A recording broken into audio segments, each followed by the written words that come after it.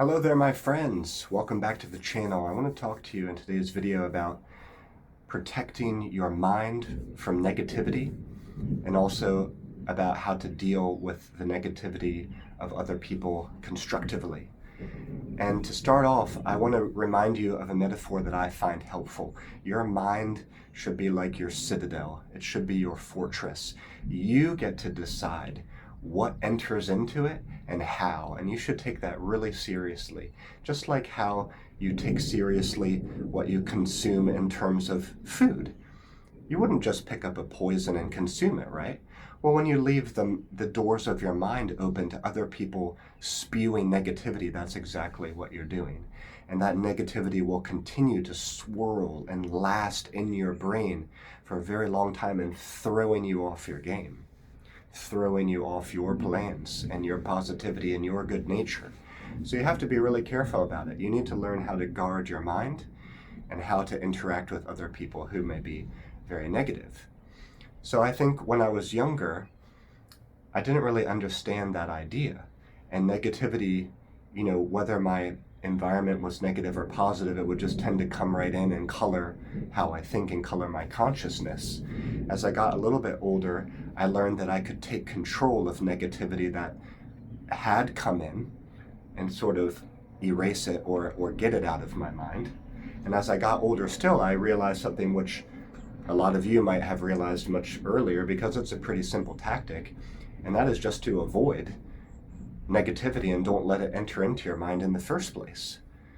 But on second thought, maybe that can be a little bit harder to do well, because we may feel like we're ignoring people who we should try to help, or we might feel like we're being unfriendly or maybe too crude or too mean when we ignore people or cut people off or shut people off for being very negative. So we sort of willingly expose ourselves to negativity because we want to be socially accepted and we want to keep these people in our orbit as sort of maybe they're not even true friends, but we don't want them to feel that, or some strange BS. You know how these social sort of situations are.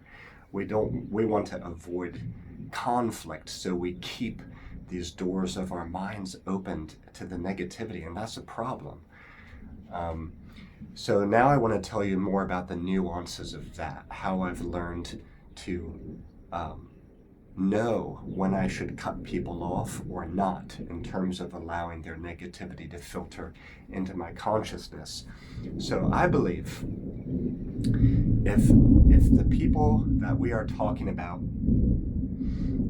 if they are going to be a regular part of your social orbit, in other words, you can't really avoid them. They could be family members, they could be co-workers, they could be classmates. For whatever reason, they're gonna be a part in your orbit.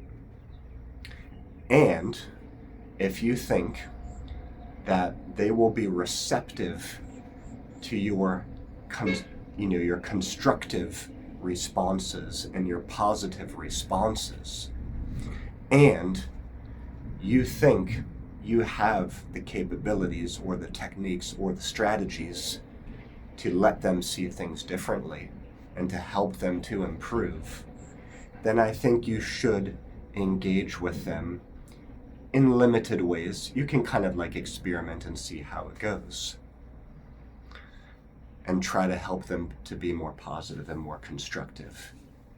This is really high level stuff, what I'm talking about. You might not be there yet, but I just want to put the seed of the idea into your mind.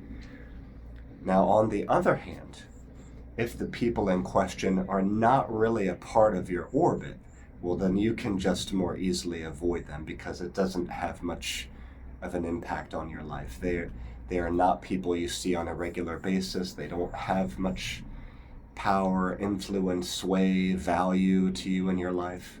Well, then they're more easily avoided, right? By the same token, if you think they are not going to be receptive to your ideas and they just want to sound off, they just want a sounding board for their negativity, they just want to dump on you, or if you think you do not have the techniques and the capabilities and the strategies yet to effectively influence somebody to see something more positive. For any of those types of reasons, I would say, just avoid. Close your mind to them. Unfollow their social media. Maybe even go so far as to delete or turn off notifications for their social media stuff. Distance yourself until some of those factors change. That's how I sort of decide now. Those 3 factors that I named is sort of their, how to summarize them. One would be like their one, I guess, is like how close they are to you in your varying rings of social orbit, like how often you're going to see them, how much do you really have to deal with them professionally and diplomatically and friendly. The second is how willing are they to change. And the third is how are your skills in terms of being able to help other people initiate change in their lives. Those are the 3 factors. And I want to give you a recent example from my life about how this actually played out. There was a man I knew. He was a coworker of mine for years, and he often tended towards negativity. And because I had to work with him regularly and saw him regularly, and because I was interested in teaching and leadership, you guys know how I am through my social media channel, the types of things that I talked about, I wanted to try to help him. And so I would hear him out, listen for the truth in his message, try to offer some constructive advice. But you know what was interesting? Through doing that for many, many occasions, I realized that he didn't really want to change. And not only that, but he would view my constructive criticism as purely criticism. He kind of saw my constructive criticism carefully phrased, carefully presented as a threat, and he would be hurt by my constructive criticism, and he wouldn't forget it. And he would often bring back up my constructive criticisms, in future conversations, in a bad way. He couldn't let me live down these constructive criticisms. He would bring them back up. He would reframe them or rephrase them or twist my words as purely being critical. And he would make it seem like I had unduly criticized him and sort of added to his problem or added to his negativity. So he was just really impossible to get along with in this regard. So I started to have to distance myself from him. I realized that's just kind of the way that he was. There was no helping him. He was maybe too damaged by things that had happened in his past.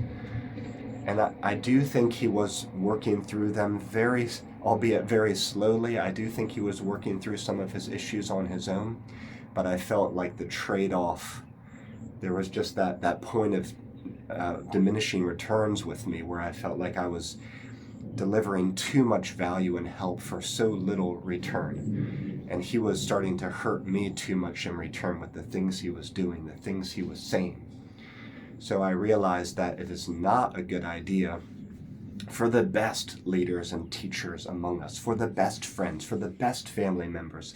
It is not a good idea to, for years upon years upon years, continue to try to help these types of people. Sometimes they have to learn their own lessons the hard way, and they're not ready yet for the good nature and the good help that you're trying to deliver them with such good intentions. And perhaps the best thing you can do for them is to distance yourself. So that's what I did. I created some distance. And then a year or two later, I had known this person for maybe close to 10 years. A year or two later, after this choice of mine to create some distance, he decided to leave our organization. He was my co-worker no longer. And upon leaving, he posted a letter on our sort of organization's group chat for everybody to see. And because I've gone through so much growth in my life in terms of how I deal with negative people and how I try to help them, I at once knew what this letter could be about. I anticipated that it would be a kind of rant, all the negative feelings that he'd had in his life and about our organization, and possibly even about me, because I was very active in terms of trying to help him and deal with problems and give him constructive criticism, you know? So my first reaction from all the self-growth that I've done in my life was to not even open the letter, just let it go. After all, I'd created distance in the recent years after sincerely trying to help him for many years before that.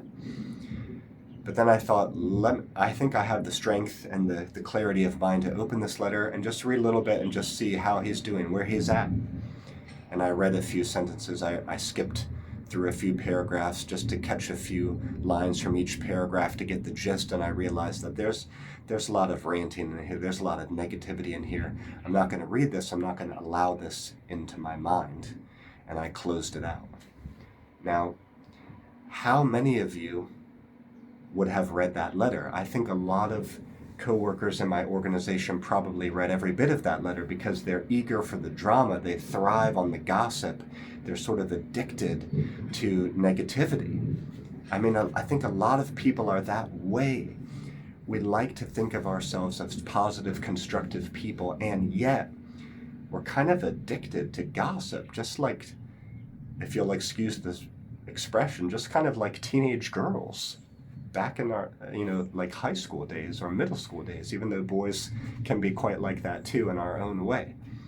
But just kind of like drama, addicted to drama. So this is what I want to point out to you guys today, is that we may desire in an intellectual sense or theoretically to clarify our mind and make it more constructive and more powerful.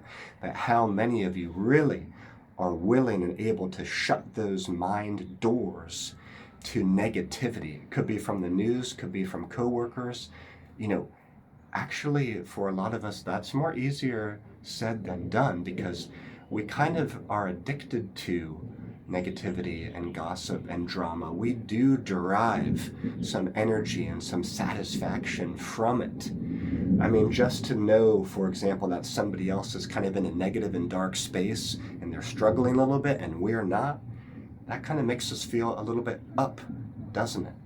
So these sorts of really effed up mind states keep us screwed over and keep us in these negative frames of mind. So I really want to help you take your mindset to the next level. I hope you can see what I'm trying to get at here today.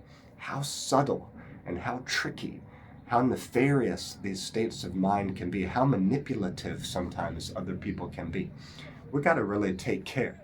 So there's different levels in terms of what you can do, in terms of how you interact with other people. And the moment you start on your journey, as the months pass and as the years pass, you're going to realize there's higher and higher levels you can go to, higher and higher levels in terms of how you can conduct yourself, until you start to arrive at a place where people start to look up to you without hardly even knowing you, because they can read your energy, they can feel your character and your charisma. And I hope you will get there one day, sooner or later, or if you're already on your journey, I hope you continue on your journey towards ever higher levels of greatness in this regard.